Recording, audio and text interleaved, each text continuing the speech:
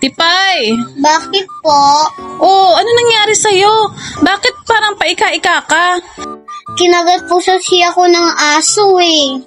Anong aso naman yung kumagat sa'yo? Si Chihuahua po.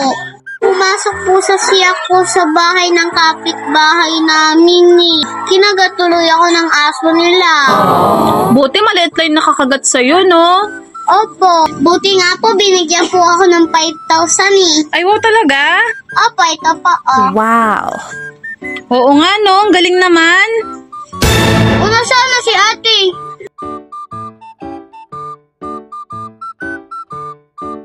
Tipay! Bakit po? Diyan ka muna, magbantay ka muna. Bakit ate saan ka pupunta? Papasok din ako sa bahay ng kapitbahay nyo.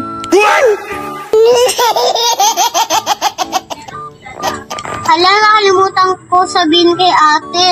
Binenta na pala nila yung chihuahua nila. Pitbull na pala yung pinalit. Hala, baka lapain si ate. Kasi naman siya.